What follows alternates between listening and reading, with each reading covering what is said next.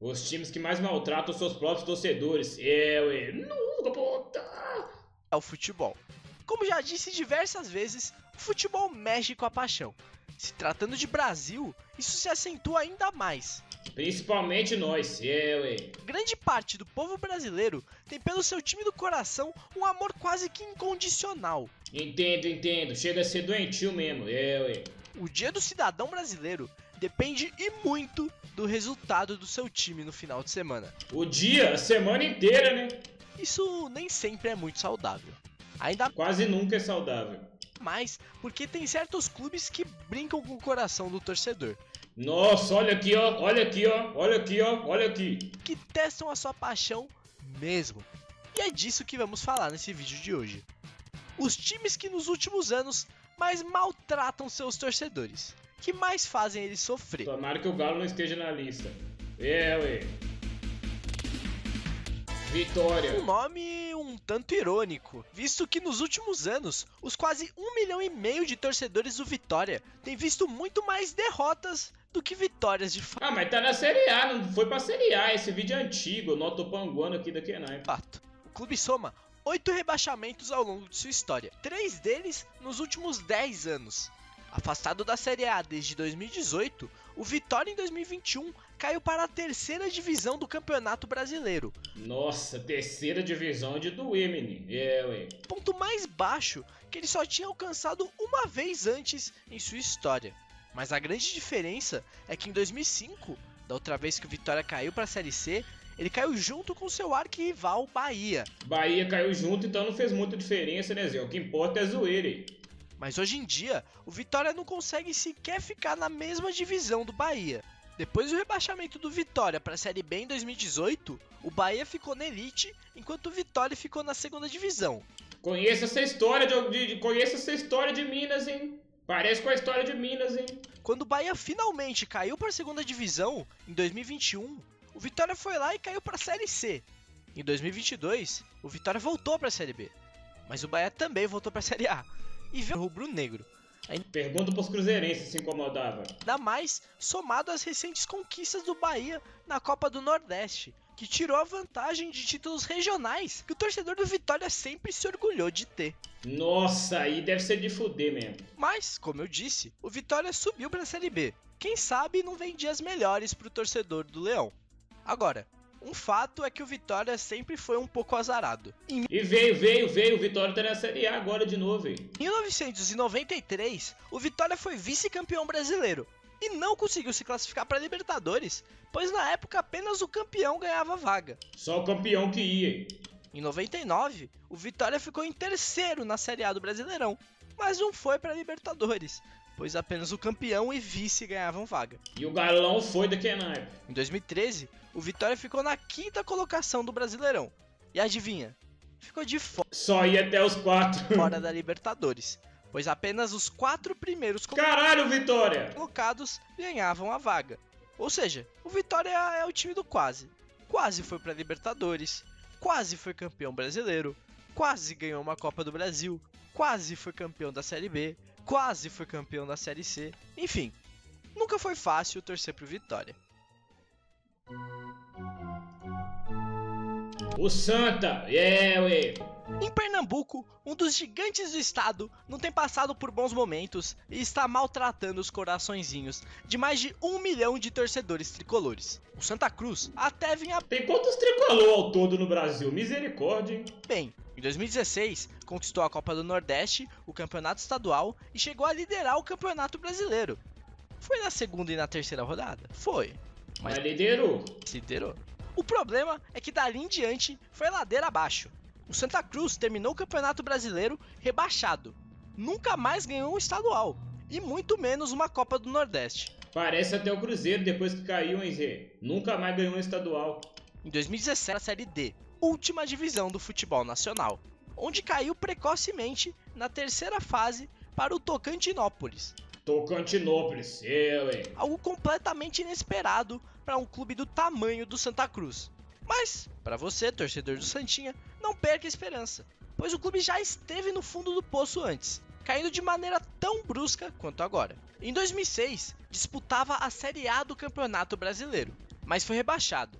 Em 2007, caiu da segunda divisão. Em 2008, na Série C, terminou na 29ª colocação, que com a criação da Série D, culminou com a queda de mais uma divisão. Que isso, Ou seja, cara? o Santa Cruz caiu todas as divisões nacionais em 3 anos e conseguiu voltar. Então, não custa nada acreditar que isso pode acontecer de novo. Dá pra acreditar, hein, Santa? Mas a torcida do Santa Cruz merece e muito um time competitivo. Dos 124 clubes das 4 divisões do Campeonato Brasileiro, o Santa Cruz tem a 16ª melhor média de público. Na última divisão, gente. Isso é incrível. A torcida do Santa Cruz tá colocando mais torcedor no estádio do que muito time da primeira divisão.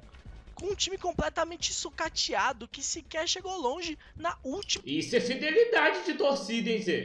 divisão nacional. A torcida do Santa Cruz tá de parabéns.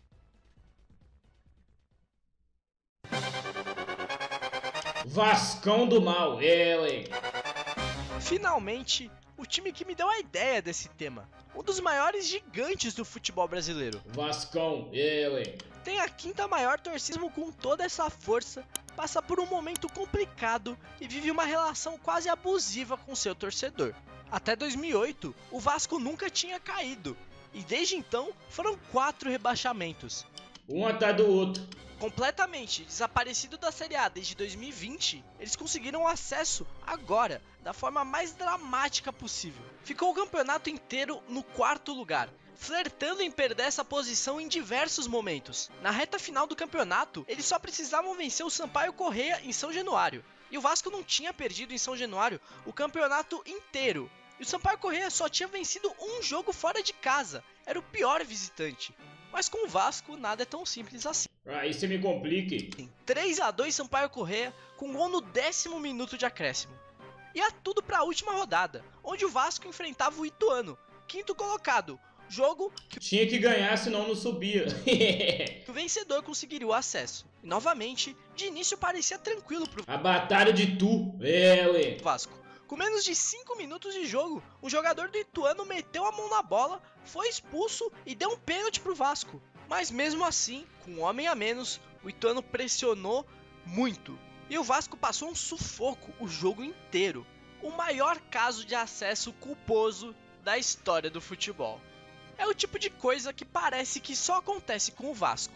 Como na Libertadores de 2018, quando protagonizou um momento único no futebol mundial. No jogo contra o Jorge Wilstermann, na Bolívia, o Vasco tomou um gol e enquanto a TV passava o replay desse gol, Tomou outro gol, isso aqui foi muito doido, Zé. o Vasco foi lá e tomou outro. Isso tudo com 6 minutos de jogo. E o pior é que a má fase cruzmaltina veio logo na época em que seu arquirrival decidiu ganhar tudo. O Flamengo venceu 2 Libertadores, 2 Brasileiros, Copa do Brasil e o Vasco da Gama. O clube foi recentemente comprado por uma empresa que tem outros clubes de futebol ao redor do mundo e promete investir pesado para que o Vasco volte a ter um time competitivo.